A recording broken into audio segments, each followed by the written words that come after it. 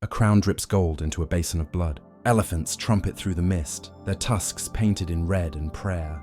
From the frozen steppes of Timur to the burning plains of Hindustan, a lineage of conquerors stirs. They will forge paradise from conquest and drown it in their own reflection. This is the saga of the Mughals, the last men to rule all of India.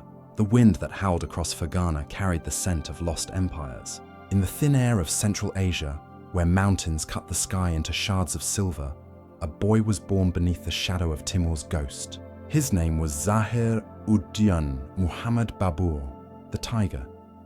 He was 16 when he first raised a banner, too young to bear the weight of legacy, yet old enough to bleed for it. The valley he called home was small, a cradle between larger powers. The Timurid dream had long since fractured into dust and warlords. Yet in Babur's heart, that dream still burned. He spoke of Samarkand the way lovers speak of beauty, a city of blue domes and promises, the city of his ancestor Timur. And like Timur, he would carve his name in steel. But the steppes remember no mercy. The tribes shifted like sand. Loyalty was a coin minted in fear. Babur gathered what men he could. Farmers turned warriors, poets turned swordsmen, and rode west towards Samarkand, that glittering mirage of empire. The winter sun burned red as blood over the Oxus River, and when he crossed it, history shivered awake.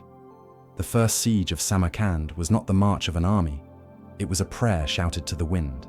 His men starved, their horses thin and coughing, yet Babur's eyes never dimmed. When the gates finally yielded, he walked through them not as a conqueror, but as a boy who had kissed destiny and found it cold. Samarkand, the city of his ancestors, lay before him. Its gardens wilted, its people weary, its throne heavier than it appeared. For a few months, the world bent toward him. Poets praised him as Timur reborn. But empire has a habit of laughing in the face of youth. Rivals rose in the north, betrayal bloomed among his own blood. When winter came again, the falcon was forced to fly backward. He lost Samarkand, not once but twice, each time watching his inheritance dissolve like frost under sunlight. He wrote in his memoirs that his heart was too full of longing. The boy king of Samarkand became the wanderer of no man's land. He rode through the ruins of his own ambition, his sword still sharp, his eyes older than his years. His enemies called him restless. His men called him cursed, but Babur called it fate. Across the Oxus, past the deserts of Balkh and the stones of Kabul, the wind whispered of another land, a place rich and endless, where rivers flowed like mirrors and the air smelled of monsoon. Hindustan, a realm beyond imagination, where gold slept beneath the soil and kings ruled like gods. In 1504, the young exile turned his horse south into the mouth of legend. The journey was merciless. Snow swallowed men whole. Wolves trailed their caravan. At night, Babur would look toward the stars and wonder if his ancestors watched, if Timur himself approved of a prince trading empire for exile. When at last he reached Kabul, it was not the city he dreamed of, but it was his. The mountains encircled it like a fortress of the gods, and from there, Babur began again. He built gardens upon rock, filling them with the scent of pomegranate and pine. To rule is to create, he once wrote, and so he created beauty from dust. But beauty alone does not feed ambition. His gaze turned east again, toward the vast unknown of India. Traders spoke of its riches, soldiers whispered of its weakness. The Delhi Sultanate, once mighty, now trembled beneath factions and fading rulers. To Babur, it was not conquest, it was destiny deferred. Still, he hesitated. The men of Kabul were mountain fighters, not empire builders. The Ganges plain was a furnace, the air thick and foreign. But he saw what others did not, that history itself was a door, and he was meant to step through. In the winter of 1525, he crossed the Indus with 12,000 men and 1,000 dreams. His banners fluttered like torn wings against a monsoon sky.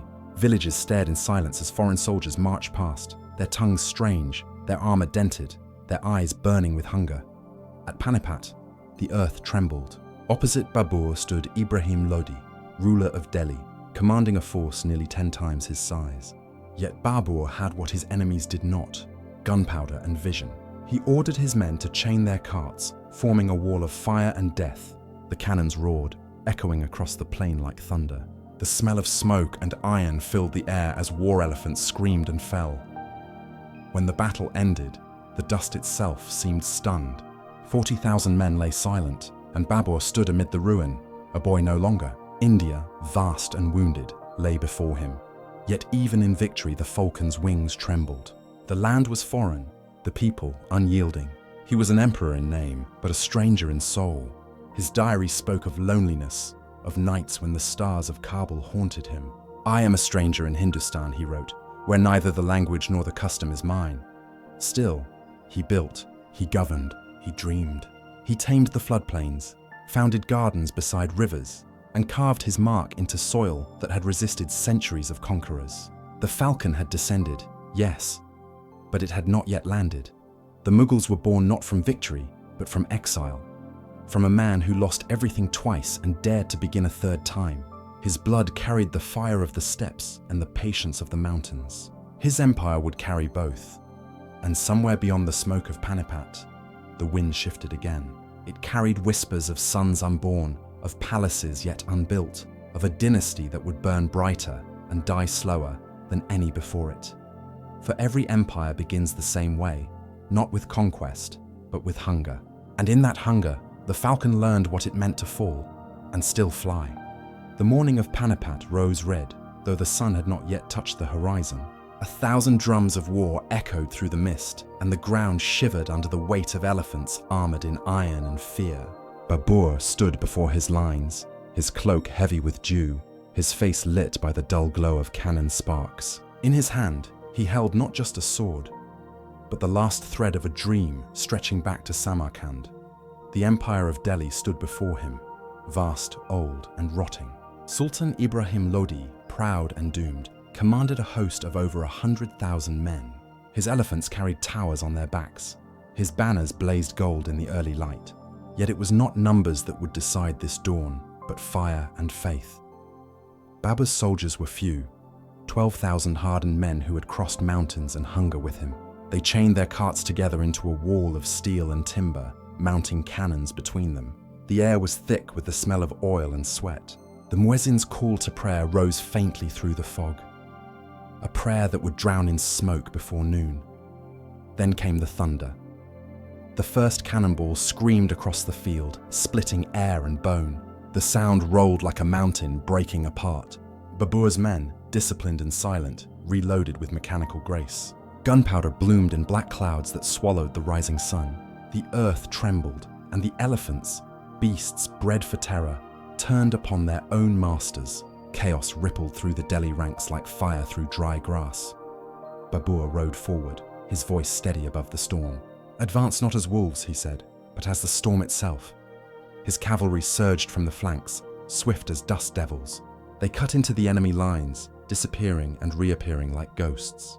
The field became a sea of bodies, steel glinting, banners burning, men crying to gods who did not answer. By noon, it was over. 40,000 dead. A dynasty ended in the time it takes a shadow to cross the field. Babur dismounted and walked among the fallen. The smoke stung his eyes. Beneath the silence, he heard only the wind and the faint hiss of dying fires. In victory, he felt no triumph, only a strange stillness, like a storm that has spent itself. He looked upon the plain of Panipat and whispered, "God gives kingdoms to whom he will." That night, Delhi burned. The gates of the city opened to a conqueror they did not understand. Babur entered not as a plunderer, but as a man too tired for greed. The streets were empty, the palaces hollowed by fear. The jewel of Hindustan lay before him, vast, glittering, and wounded. In the citadel, he sat upon the throne of the Lodi sultans. It was heavy with centuries. He could smell the smoke from the city drifting through the marble halls. He called for no celebration. "We have fought enough," he told his men. "Let the dead rest." But empires do not rest. They breathe, they demand. His soldiers clamored for reward. His allies demanded land.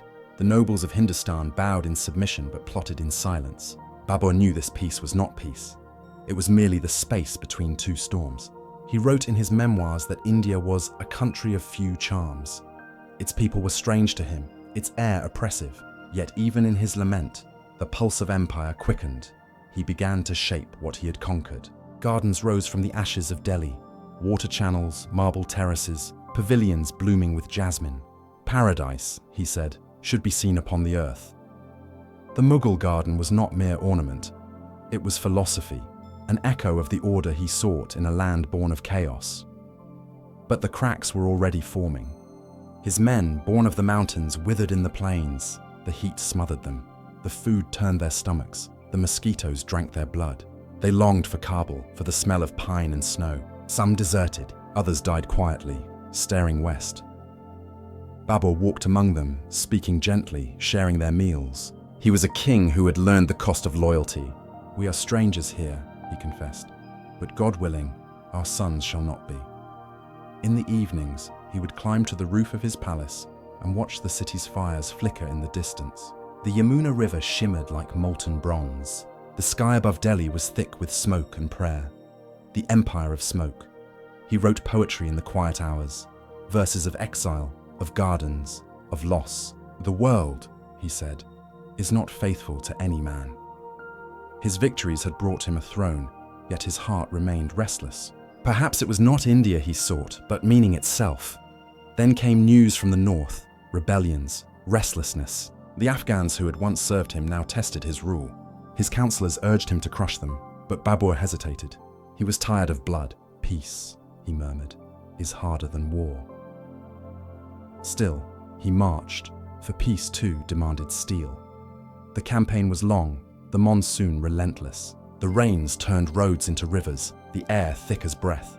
His men slogged through mud and hunger, fighting shadows in forests that swallowed sound. Yet in each victory the emperor grew quieter. He began to speak less of conquest, more of legacy.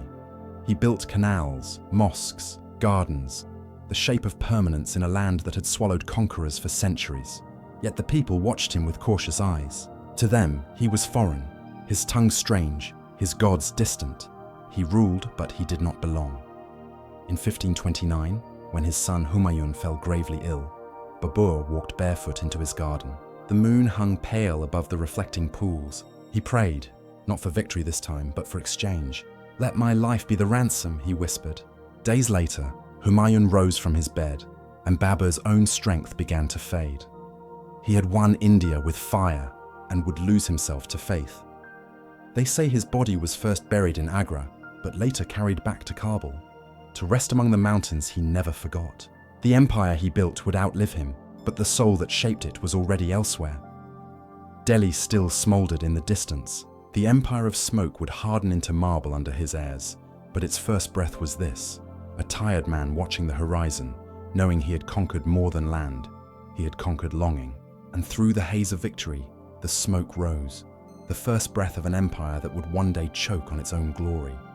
The empire Babur left behind was young, fragile, and exhausted, a mosaic held together by the will of a single man now gone. When he died, the drums of victory fell silent, and the dust of India swallowed his son. Humayun ascended the throne at 22, a scholar in a soldier's world, a dreamer among wolves. His name meant fortunate, yet fortune often hides behind irony. He inherited not an empire, but an illusion of one. Lands half tamed, nobles half loyal, coffers half empty. The peacock throne was his father's gift, its burden, his alone. In the palaces of Agra, the air still carried the scent of Babur's gardens, roses, musk, damp soil, but the petals concealed rot. Beyond the marble walls, Afghan chieftains reclaimed their hills, and the Rajput banners rose again from the ashes. To the north, the Uzbeks sharpened their ambitions. India waited, as it always did, for its next ruler to stumble. Humayun, gentle and curious, sought harmony instead of conquest. He divided the empire among his brothers, hoping to build unity through generosity. But generosity is wasted on men who crave crowns. Kamran, Askari, and Hindal, brothers in name, rivals in heart, took their provinces and began to whisper. In their courts, the echoes of rebellion took shape. The emperor spent his nights beneath star maps, tracing constellations his father had never seen. He dreamed of a world ordered like the heavens, every prince, every province, orbiting around a just and luminous center.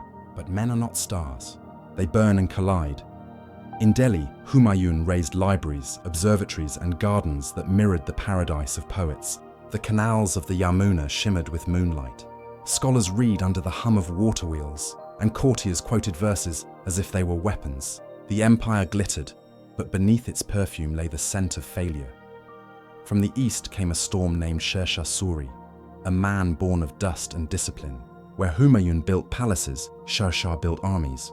He moved like a blade through Bengal, his soldiers lean, his will absolute. When he faced the Mughals at Chausa, the battle lasted a single day and ended with the emperor gasping for breath in the Ganges. The empire shattered like glass.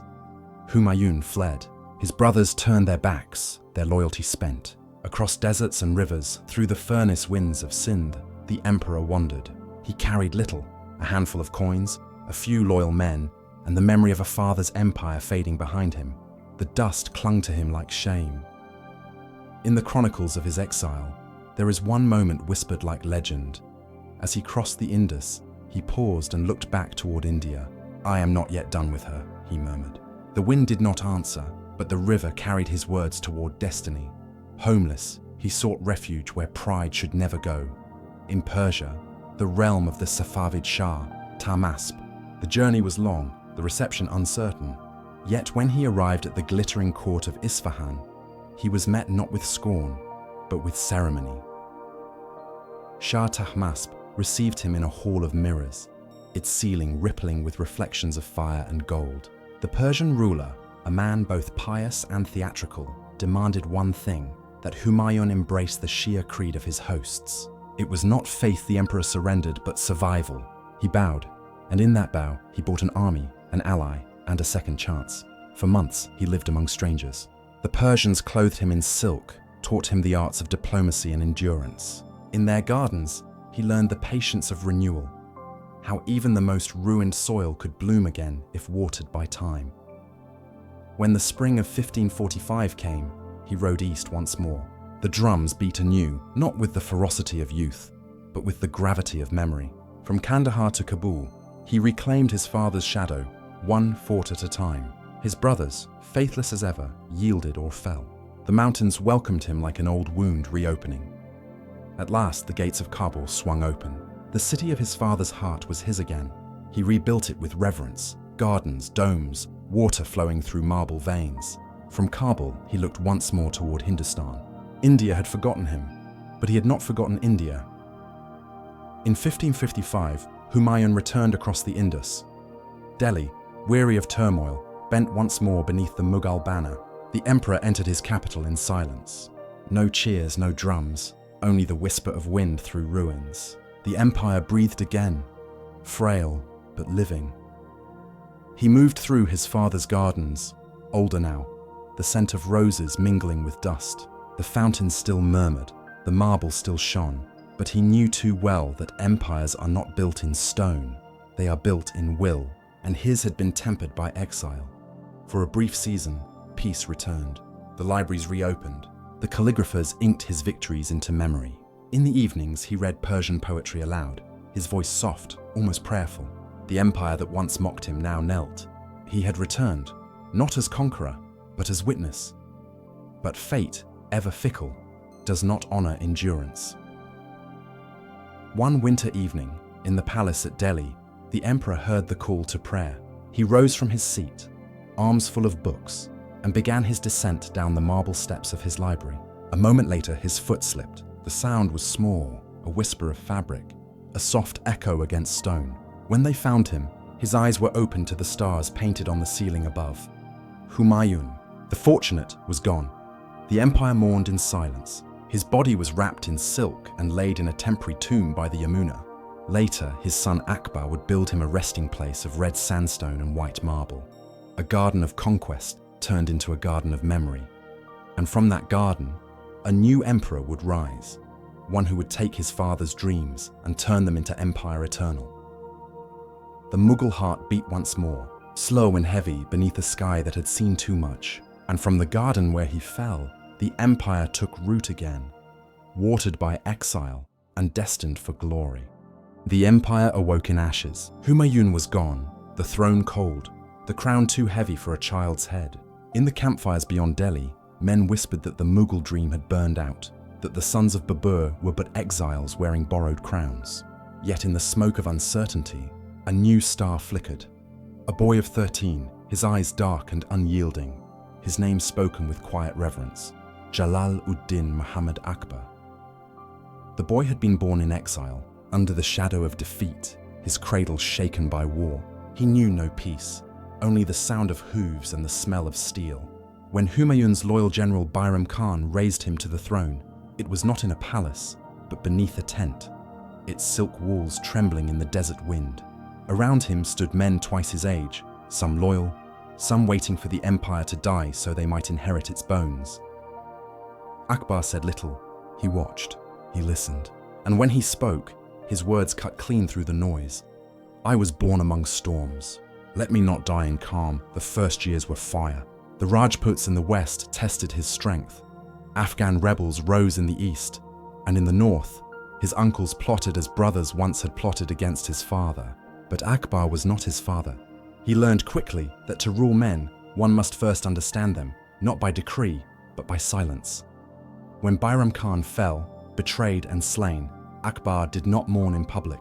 He simply rode on. The child king became emperor in truth, his shadow stretching farther each year. The Mughal horsemen thundered across plains and deserts. Fortresses crumbled before the rhythm of his cannons. Yet his wars were never merely for land. They were for control of destiny itself. At 16, he stood before the gates of Chittorgarh, the citadel of Rajput pride, and watched its walls turn to flame. When it fell, thousands of defenders chose death over surrender. Akbar entered the ruins not in triumph but in silence. The smell of smoke clung to him for days. There is no victory, he said, in the death of the brave. From that moment, something in him shifted. The sword that had built his empire began to weigh heavier. He sought not submission but harmony. He began inviting his enemies to his table, offering marriages instead of massacres. When the proud Rajput princess Haira Kunwari became his queen, the empire learned that diplomacy could forge what armies could not. In time, Akbar's court became the world's axis, a universe of marble and silk, where poets debated beside generals and mystics walked beside mathematicians. He summoned men from every faith: Hindu scholars, Muslim jurists, Jesuit priests, Zoroastrian sages. Truth, he said, is not the property of one creed. He built a palace for thought, Fatehpur Sikri, a city carved from red sandstone, suspended between dream and devotion. Its courtyards were vast, its air heavy with incense and curiosity. In the Ibadat Khana, the house of worship, he sat cross-legged among philosophers and priests, his head bowed as they argued the nature of God. The debates were fierce, the nights endless. Some whispered that the emperor sought to become divine himself. Others said he sought only peace. But within those walls, the seeds of a new vision took root. A faith without boundaries. A creed born not of conquest, but of compassion. He called it Dini Ilahi, the faith of the divine. It had no scripture, no prophet, no temple, only principles, humility, tolerance, unity. It was less religion than rebellion against division itself. He who sees God in all, Akbar said, cannot raise the sword against his reflection. And yet, even tolerance breeds enemies. The orthodox whispered of heresy. The devout recoiled at his defiance of doctrine. The same scholars who once bowed at his feet now plotted in corridors, murmuring that the emperor had lost his way. Outside Fatehpur Sikri's red walls, the empire grew uneasy. Conquerors could be understood, but a philosopher king, that was far more dangerous. Still, Akbar ruled with grace. He reformed taxation, built roads that stitched the empire together, banned child marriage, and ordered that no man be judged by his faith. The markets of Lahore, Agra, and Delhi thrived under his gaze. The scent of spices and ink filled the streets. His empire was not merely vast, it was alive. He walked among his people in disguise, listening to their grievances. He dined with peasants and nobles alike, believing that a ruler who cannot taste the hunger of his subjects cannot claim their loyalty. When famine struck, he opened the royal granaries himself, watching as the poor carried away handfuls of grain. And yet, behind his calm, shadows gathered. His own blood began to stir with the same poison that had undone generations before him. His son, Salim, restless, proud, impatient, grew jealous of the emperor's immortality. While Akbar spoke of unity, his heir whispered of power. The cycle was beginning again. In Fatehpur Sikri, cracks appeared, not only in the sandstone, but in the soul of the dream. The wells dried, the air turned harsh. The city built on faith began to choke on dust. Some said it was a curse, others said it was the earth itself reclaiming what was borrowed. Akbar left it behind, moving his capital to Lahore, leaving behind the ghost of his own idealism. In his final years, he was both emperor and philosopher, both conqueror and monk. His beard silvered, his eyes softened. He watched the sunrise from marble terraces, the empire sprawling below like an ocean. "I have sought God," he told his chronicler, "in temples, in mosques, in the faces of men, but I have not found him. Perhaps he hides in silence." When death finally came in 1605, the empire wept not for the ruler, but for the dream he carried. They laid him in Sikandra, beneath an open sky, his tomb surrounded by gardens, symmetrical, serene, infinite. The wind moved through cypress trees, whispering his creed to the centuries. That power without understanding is dust, and faith without mercy is fire. His legacy was not a city, nor a throne, nor even a dynasty. It was a way of seeing that in difference lay strength and in tolerance endurance. Yet the men who followed him would find that even wisdom, in time, can decay. For empires are like faith. They rise not from conquest, but from belief. And belief, when tested, burns brightest before it dies. And as Fatehpur Sikri sank into silence, the empire he built still whispered, not of conquest, but of understanding lost to time. The throne was inherited not as a gift, but as a burden soaked in history. When Akbar's eyes closed for the last time, the empire trembled, not with grief, but with anticipation.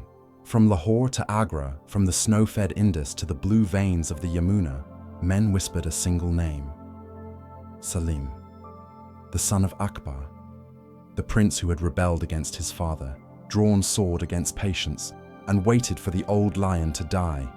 Now he was emperor, Jahangir, the conqueror of the world.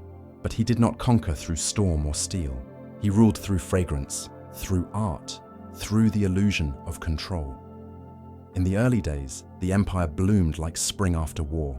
The court was alive with color, ivory thrones, Persian carpets, the hum of poets reciting verses to the rhythm of tabla and sitar. The young emperor loved beauty with the same hunger his forefathers reserved for battle. He collected painters, jewelers, storytellers. He ordered miniatures so fine that a single brushstroke could capture the reflection of a tear. He sat in judgment beneath a canopy of silk, cup of ruby wine in his hand, a hawk perched beside him. He called it Adli Jahangiri, the justice of Jahangir. Every morning, he heard the petitions of the poor, weighed mercy against law, and inscribed his verdicts with a golden pen. To the people, it seemed as though the empire had found its philosopher king. But behind the scent of roses, the air was thick with smoke. Jahangir had inherited not only a crown, but a wound, the wound of expectation. How does one follow the man who conquered through faith? How does one fill the silence left by Akbar's wisdom? He turned to pleasure, to beauty, to intoxication, to anything that might drown the echo of his father's name. Wine became his ally, then his jailer. Narcotics softened his nights. The empire moved on, but its emperor drifted in the haze of his own creation. And into that haze stepped Nur Jahan. Her name meant light of the world. And indeed, she entered his life like dawn after a century of dusk. She was the widow of a Persian noble, a woman of poise and intellect. Her beauty not soft but sculpted, sharp as the edge of a blade. Jahangir saw her once and never looked away. By the time they married, the court had learned that to please the emperor, one must first please her. Nur Jahan did not wear the crown. She became it. Behind the veil, she wrote decrees, sealed edicts, and commanded armies. Coins bore her name beside his. Ambassadors bowed first to her shadow. Even the poets began to change their verses. Not Jahangir, king of kings, but Jahangir, beloved of Nur Jahan.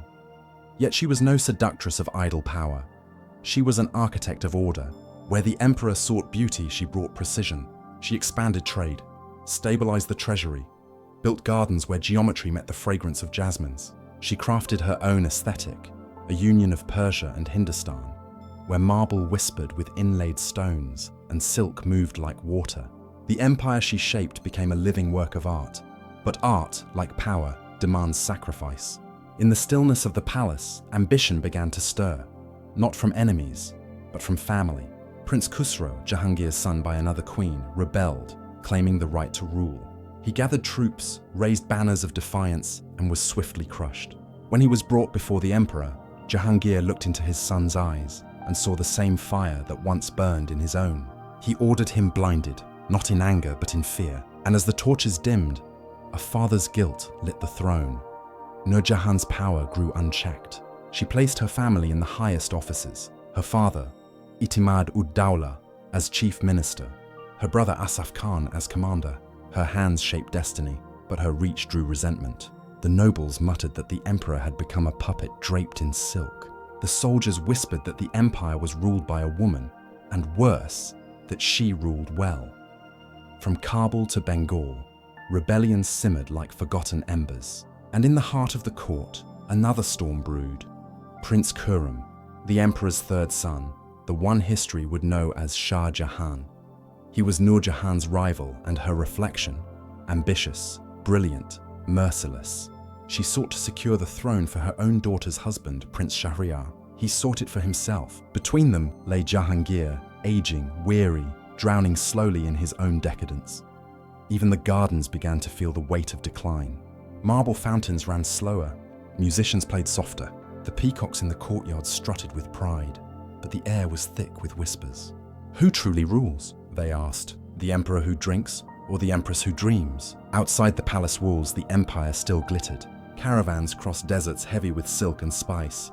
The ports of Surat and Thatta thrived. Artists painted nightingales that seemed to sing, and architects shaped domes that caught the light of heaven. It was a time of beauty, but beauty built on fractures.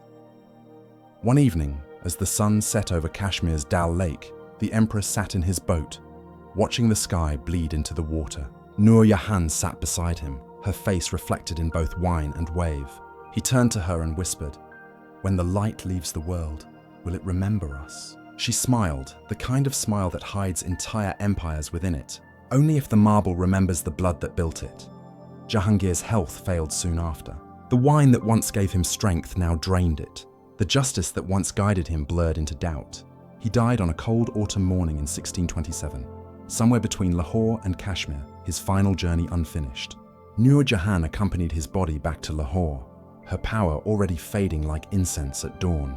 She built his tomb by the river, a palace for the dead, carved with red sandstone and white marble, where vines crept slowly over her memories. In time, she too vanished from the chronicles, her name whispered only by poets and by the marble that still gleamed beneath the sun. The world moved on. Shah Jahan took the throne, and the empire entered its age of stone and sorrow, an age where love itself would be immortalized in grief. But somewhere, between Jahangir's sigh and Nur Jahan's silence, the empire reached its most fragile perfection. The moment when beauty eclipsed strength, and art became a mirror for mortality. For the Mughals had conquered the sword, tamed faith and learned love, but they had not yet learned loss. And as the last petals fell from Lahore's gardens, the marble began to remember the blood. The empire stood at its zenith, a colossus of silk, smoke, and song. Where once Babur's soldiers bled on alien soil, now Shah Jahan's banners waved over an empire gilded with peace. The bazaars of Agra shimmered with gold and indigo. Foreign envoys bowed beneath canopies of brocade. The world itself seemed to orbit his grandeur. They called him Sahibi Kirani Sani, the second lord of the auspicious conjunction. He believed himself chosen by fate, the heir not only to empire but to eternity. Yet the heart of eternity is never still. It beats within a tomb. When Taj Mahal died in childbirth, the queen whose laughter once softened the iron of his reign, the world around Shah Jahan turned to ash. The court chronicles record that the emperor did not appear in public for months. His beard turned white. His voice fell to a whisper. The empire held its breath. And then, from that grief, he conceived a monument so perfect it might defy time itself. Across the Yamuna, he chose a plain washed in moonlight, where the river curved like a prayer. There, beneath scaffolds of bamboo and dreams, 20,000 hands began to carve immortality. Marble from Makrana, turquoise from Tibet, jasper from Punjab, lapis from Afghanistan. A world gathered to mourn one woman. Each dawn, the air filled with the rhythm of chisels. Each night, with the scent of lime and sweat. Poets said that even the stars bent lower to watch. Shah Jahan walked among them often, silent, cloaked in white. He touched the walls as if they were flesh, the arches as if they could speak. He commanded that no shadow be harsh, no curve unkind, no stone without a soul. When the dome finally rose, a crescent of light above the river, he wept not for victory, but for what it cost. They called it the Taj Mahal, crown of palaces, but to the emperor, it was simply Mumtaz. Inside its marble heart, he buried not only her body, but his own reason to conquer. From that day forward, the builder of empires became a prisoner of memory. While he mourned, the empire continued to breathe, but shallowly.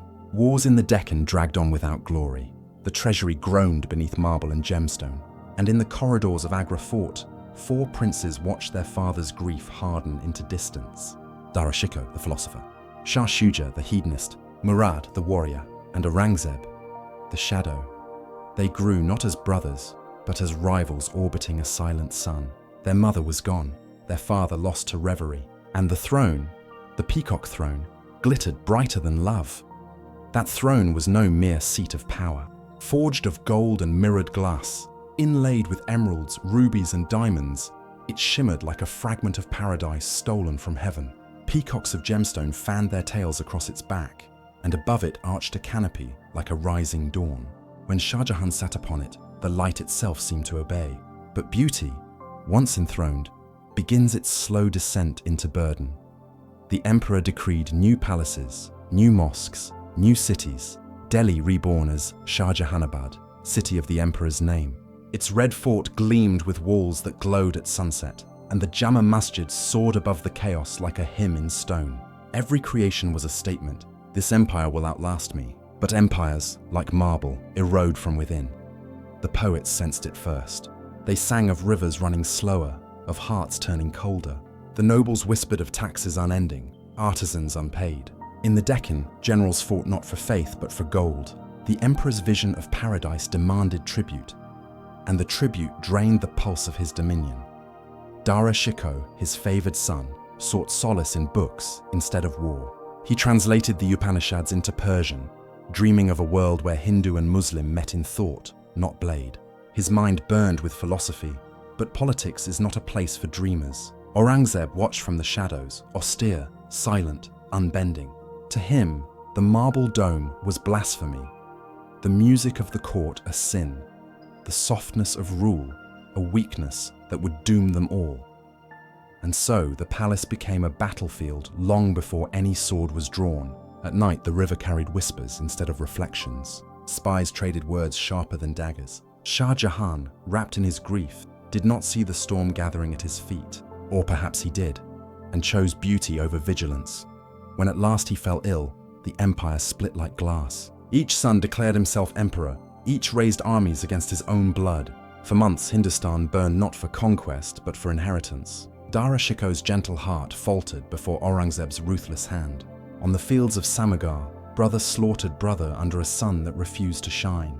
When the dust cleared, the philosopher lay defeated, his manuscripts trampled into mud. Aurangzeb rode into Agra victorious, the peacock throne beneath his gaze. Shah Jahan, once master of the world, was imprisoned in his own creation. From the octagonal tower of the Red Fort, he could see the Taj Mahal glimmering across the river, unreachable, eternal. They say he spent his final days gazing at it through a diamond mirror, whispering her name.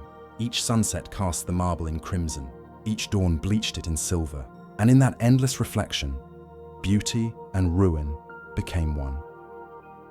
The emperor who built eternity died not upon the peacock throne, but in solitude, surrounded by silence and the faint scent of rosewater.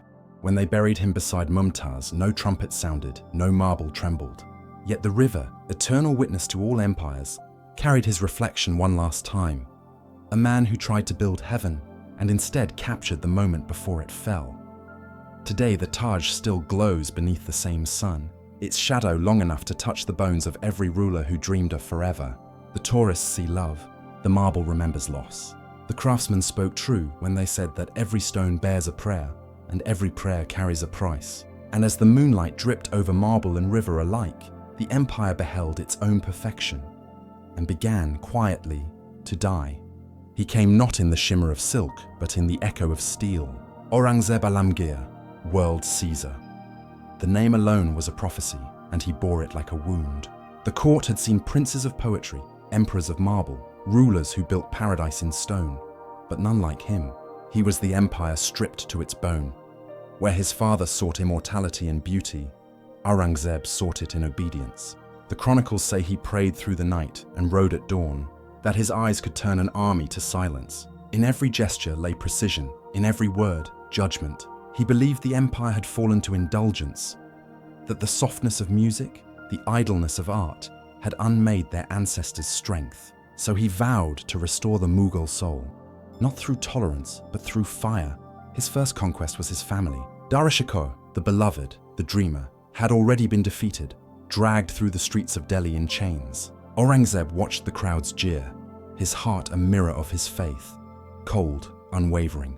When the sword fell, it did not only sever his brother's life, it silenced the empire's conscience. From that moment, Hindustan belonged not to poets, but to Puritans. He crowned himself beneath the shadow of the crescent, not in splendor, but in austerity. No wine, no music, no perfume. The court that once danced to sitar and ghazal now echoed only with the sound of parchment, soldiers, and prayer. The emperor slept on straw mats, copied Qurans by hand, and sent the proceeds to the poor. To some he was saintly, to others sanctimonious, to all he was unyielding. Under his reign, the empire expanded farther than ever before, north to Kabul, south to the coasts of the Deccan, across deserts, jungles, and mountains. The Mughal banners swallowed kingdoms like waves devouring sand. Yet for every mile gained, a wound opened beneath the armor. For every city conquered, a rebellion simmered in its ashes. The Rajputs, once allies, rose in defiance. The Sikhs, followers of a new light, turned their prayers into blades. The Marathas, fierce riders from the western Ghats, struck like lightning, vanishing before the empire's heavy hand could fall. Aurangzeb crushed them all, and still, they rose again. He rode endlessly, an old man in armor, writing edicts beneath the flicker of campfires. For 50 years he ruled not from a throne but from a saddle. To his generals he said, "The kingdom of the world is a wall of sand. Only faith endures." But even faith, when wielded as a weapon, can turn against its master. The temples fell first, not all, but enough to send echoes through the centuries. Some destroyed in vengeance, others taxed into ruin. To Aurangzeb, they were idols of rebellion. To the people, they were the bones of their gods. And when gods bleed, so too does loyalty. He banned music in his court. The sitars were broken, the singers dismissed. Yet in the bazaars, songs whispered of his cruelty, verses carried like contraband through alleyways and wind. Even the marble of Shah Jahan's tomb seemed to mourn, its purity reflected in the river that had once mirrored love. The emperor's sons watched in silence. He had learned well from his own father's fall. He trusted no heir, no counsel, no brother. He ruled alone, and so he would die alone. But the seeds of betrayal are sown not in treachery, but in fear. When power demands purity, it must purge even its own blood. From his southern campaigns came ruin disguised as triumph. For decades, he hunted the Marathas through mountains and jungles, a campaign that devoured his treasury, his army, his peace. Each victory bled more coin than glory. The empire that once built marble dreams now melted its gold to feed the endless war. And as he aged, the conquests grew hollow, like prayers repeated without belief. At night, in his tent, he would write letters to his sons. In them, no command, no sermon, only fatigue. "I came alone into the world," he wrote, "and I go forth alone. I know not who I am, nor what I have done." The emperor who had sought to purify the empire found that faith cannot hold what mercy abandons. When he died in 1707, there was no grand procession, no crown of jewels. He had ordered his grave to be simple. No dome, no marble, only dust. They buried him beneath the open sky in Kuldabad, his name carved softly into stone. Around him, the empire groaned like an aging beast, too vast to move, too fractured to heal. Within 50 years, it would break apart, under the weight of its own perfection and its own sin. Yet for all his austerity, his discipline, his unrelenting devotion, Aurangzeb's shadow would linger. To some, he was the last true emperor. the guardian of faith in a world of excess. To others, he was the destroyer of the very soul his ancestors built. But history is never merciful. It remembers not virtue or vice, only the silence that follows both. And in that silence, the peacock throne, once glittering with jewels and prophecy, began to dim. The empire that stretched across a continent had forgotten its heart. No marble could hold it now, no scripture could save it. The Mughals had conquered everything, except themselves, and as the crescent's shadow passed across the land, the empire bowed, not to faith, nor to power, but to the weight of its own perfection. The empire did not fall in a single night. It faded, like the embers of a dying fire, glowing long after the wood had turned to ash. When Aurangzeb died, the Mughal world stood immense and empty. From Kabul to the southern seas, the banners still flew, but they fluttered over silence. The emperor's body was buried beneath uncarved stone. The empire he left behind lay beneath invisible weight. Suspicion, famine, faith turned to fatigue, and the throne he built his life upon began to tremble beneath men unfit to bear its name. In Delhi, the peacock throne still shimmered, but dimly. Once, its gold had reflected the light of kings. Now, it reflected only the candles of courtiers who remembered what power used to feel like. The empire was a shadow empire, one that ruled in memory more than in deed. The provinces no longer listened. The Deccan, that graveyard of empires, broke free in rebellion. The Marathas rose from the dust Aurangzeb had failed to crush. Riders swift as wind, burning towns as easily as they breathed. To the north, Afghan warlords eyed the passes like wolves. To the west, Persia sharpened its claws. And in the center, Delhi, the jeweled heart, pulsed weakly beneath layers of intrigue. Emperors came and went, each smaller than the last. Their reigns measured not in decades, but in months. Their words ignored, their armies loyal only to coin. They signed decrees in trembling hands, more prisoners of ritual than rulers of men. Each successor wore the crown like a memory that no longer fit. The nobles who once rode with Babur now sold their loyalties to the highest bidder. The Mansabdars, the pillars of Akbar's order, became merchants of war. They carved the empire into fragments, each fortress a kingdom, each general a king. Even the language of the court changed, less poetry, more pleading. The scent of roses gave way to that of dust and smoke. Beyond Delhi's walls, a new age thundered in from the horizon. The Marathas, led by their fiery chiefs, swept across the plains like living flame. They struck where the Mughals were weakest, not in their armies, but in their certainty. They were not conquerors of marble halls. They were storms that refused to die. Their horses drank from rivers that once mirrored Mughal banners, their drums echoing through ruined gardens where emperors once listened to ghazals. And behind every raid came something worse, a reminder that power, once divided, can never be gathered again. Then came Persia. In the year 1739, a name rode from the west like a curse, Nadir Shah. He came not as pilgrim or envoy, but as vengeance reborn. His armies crossed the Oxus like locusts, moving with a speed unseen since the days of Timur. They swept through Kabul, through Punjab, through the gates of Delhi itself. The Mughal emperor, Muhammad Shah Rangila, the colourful, watched the world of his ancestors collapse around him in a single week. Delhi's streets filled with screams and smoke. The Red Fort, once a symbol of power and grace, became a prison of disbelief. When the slaughter ended, Nadir Shah entered the Diwani Khas, the hall of private audience, and looked upon the peacock throne. Its jewels burned like captive suns, the Koh-i-Noor diamond, the Timur ruby, emeralds as large as eggs. He smiled, not in admiration, but in recognition. He had seen thrones before, but none that dared pretend to eternity, so he took it. Piece by piece, the peacock throne was stripped, its gems pried loose like teeth. The Koh-i-Noor and Darya-i-Noor vanished into Persian hands. The gold melted down, the throne itself dismantled. What had once been the pride of emperors now traveled east in chains, the empire's own reflection stolen from its mirror. Delhi wept. For days, bodies lay unburied, and the Yamuna ran dark with the runoff of grief. The city that once commanded continents had become a beggar before history, and yet the empire did not die, not fully. It lingered, broken but breathing, like a wounded lion whose heart refused to stop. New emperors rose, but their power was hollow. The Marathas came and went, The Afghans raided and withdrew, and over the horizon another power crept, silent, calculating, pale. They came not with swords but with ledgers. They came not with war cries but with contracts.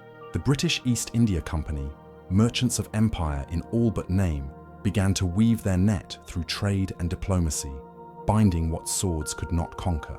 The Mughal court, once master of fate, now entertained foreigners as equals, then as masters. They signed treaties they did not understand, for lands they no longer controlled.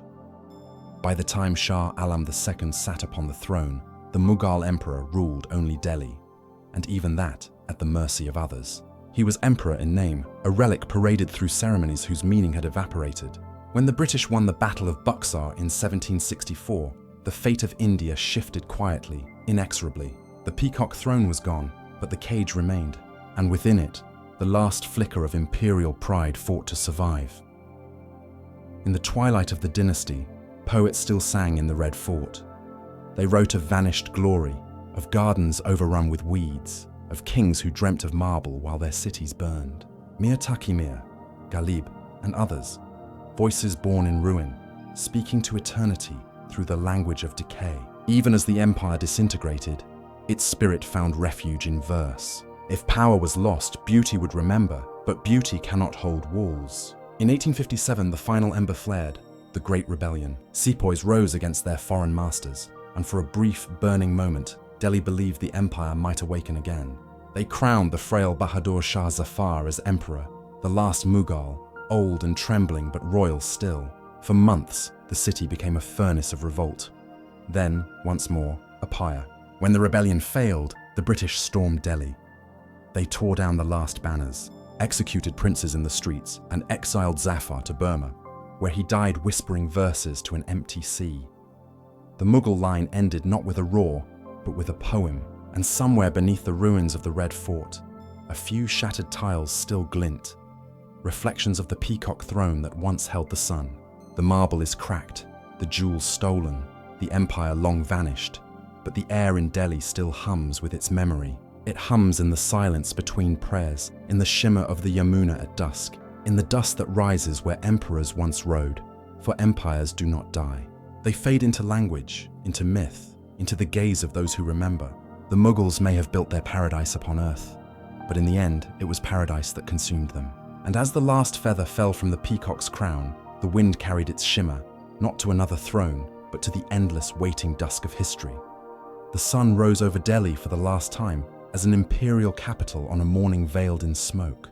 The Yamuna glimmered faintly through the haze, its waters carrying ash and gunpowder downriver. Once its banks had mirrored the domes of power, the jeweled arches of emperors, the shimmer of marble dreams. Now the air smelled of dust and defeat. The peacock throne was long gone, the court hollowed by time, and at its center sat an old man, frail, weary, and far too human to bear the weight of an empire's ghost. Bahadur Shah Zafar, the last Mughal, a poet more than a king, a soul who ruled not by sword but by sorrow. He had not asked for rebellion. He had not asked for a crown soaked again in blood. Yet history, cruel and cyclical, came knocking all the same. It began not in Delhi but far beyond it, in barracks, in whispers, in the hearts of soldiers who had once marched beneath the company's flag but had never forgotten the soil beneath their feet. When rebellion came in 1857, it did not come as strategy, it came as fire. The sepoys of Meerut mutinied, driven by rage, faith, hunger, and humiliation.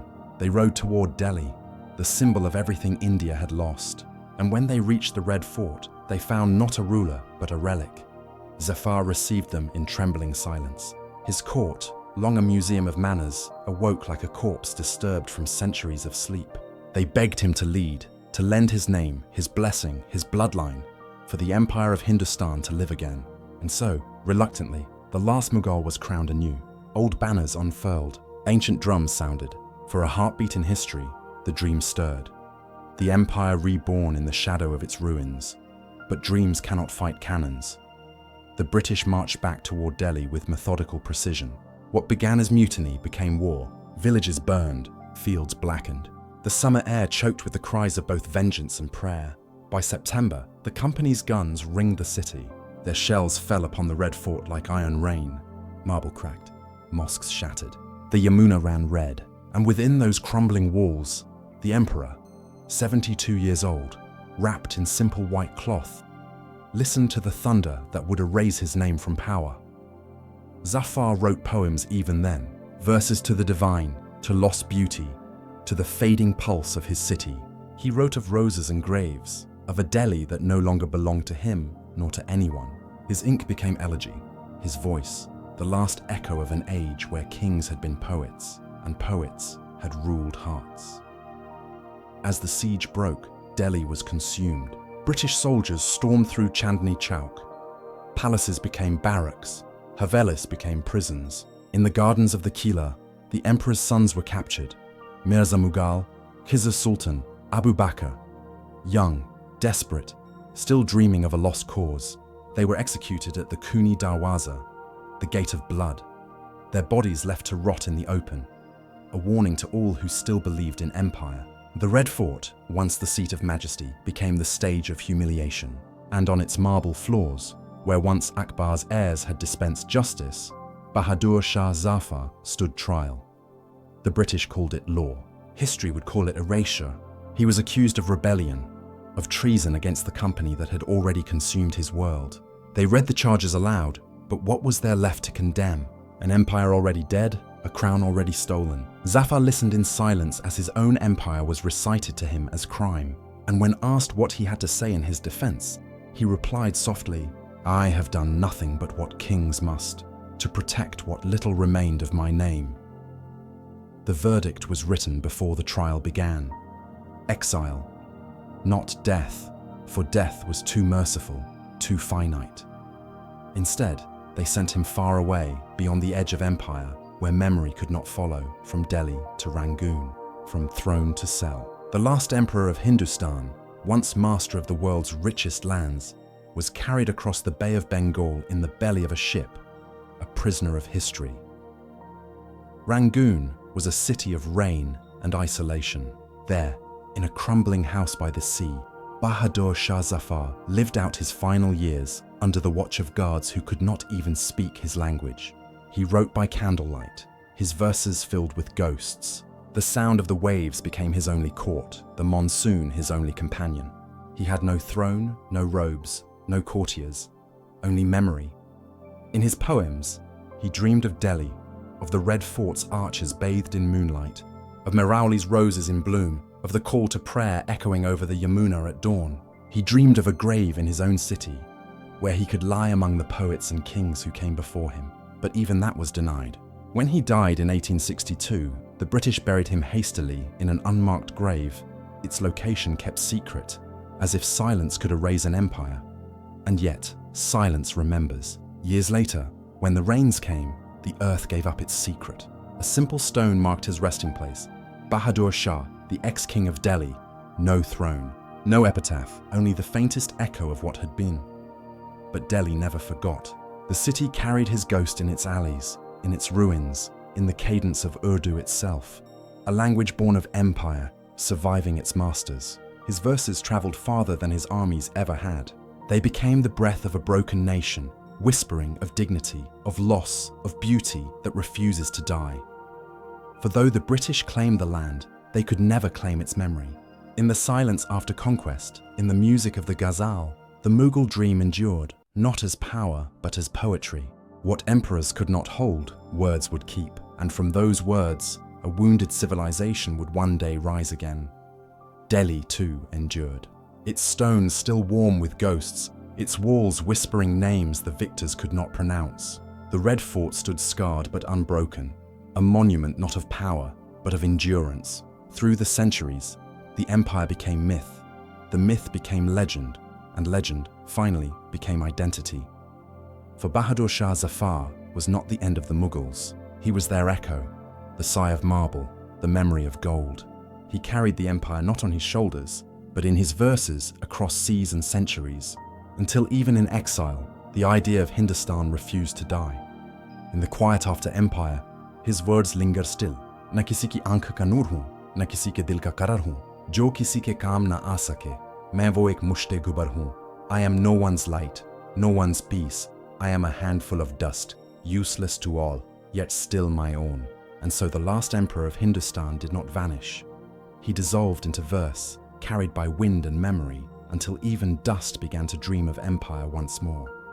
Long after the last emperor turned to dust in Rangoon, the sun still rose over Delhi with the same cruel beauty. It spilled over domes that no longer belonged to kings, gilding the marble of vanished thrones. The city had changed masters, yet it never truly bowed. Its streets were narrower, its gardens wilder, but beneath every stone lay the heartbeat of empire. Faint, persistent, eternal. The Mughal Empire had died a century ago, yet its reflection shimmered everywhere, in language, in melody, in the shimmer of silk, in the measured dignity of a poet's verse. Empires, after all, do not end with conquest.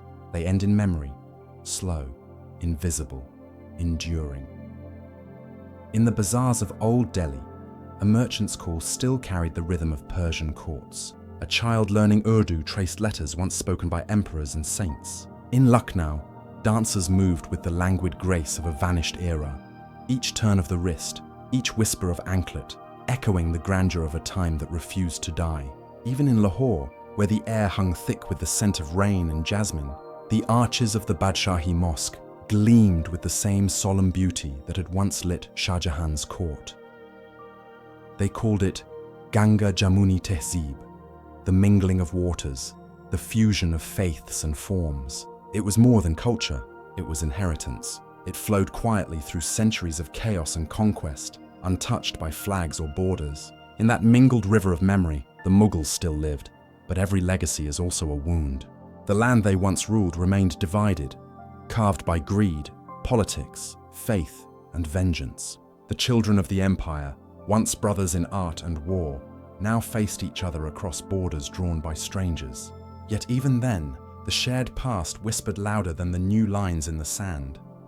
The Mughal dream had been vast, to build a civilization where paradise could touch earth, where power served beauty and beauty sanctified power. They had succeeded and they had failed.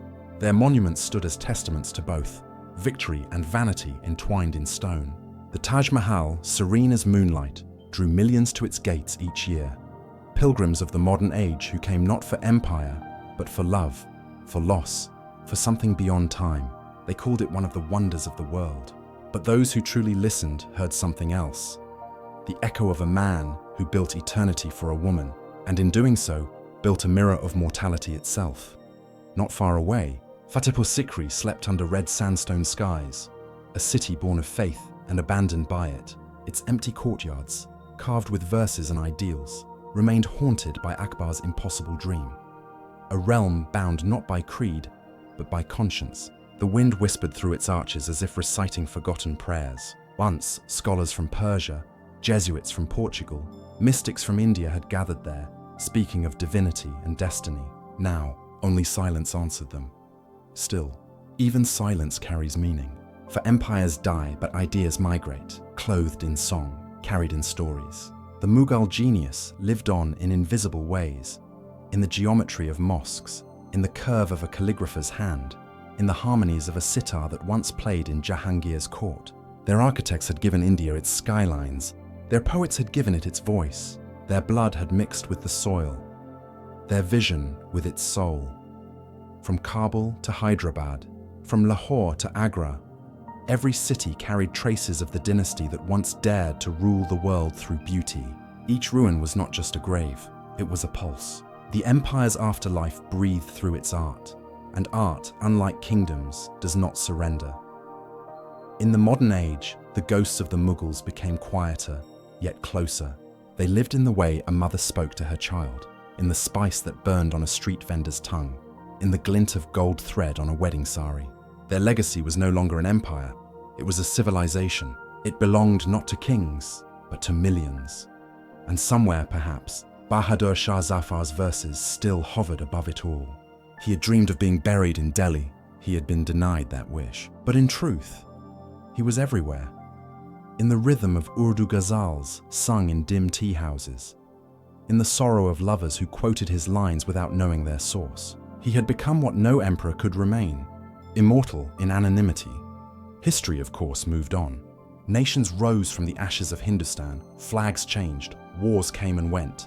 Each power that followed claimed to be new, yet all walked the same ground, breathed the same air, inherited the same wounds. Because beneath the politics, beneath the noise, there remained a single truth: that everything built upon this land had been shaped in some way by those who came before.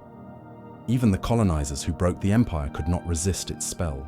They preserved its architecture, imitated its manner, spoke of its splendor in the language of admiration and conquest. The British took Delhi, but they too fell to its enchantment. The Raj mimicked the Mughals. Its viceroys held durbars where no emperor remained. Its palaces mirrored Mughal gardens in geometry and design. They thought they had buried the empire. Instead, they built its mausoleum, grand, enduring, imperial in every way. Time, the great conqueror, continued its march, and yet the Mughal echo never silenced. It lingered in film, in literature, in the dreams of a subcontinent forever haunted by its golden age. For to speak of India's past is to speak of the Mughals, not merely as rulers, but as the weavers of its identity. Listen closely.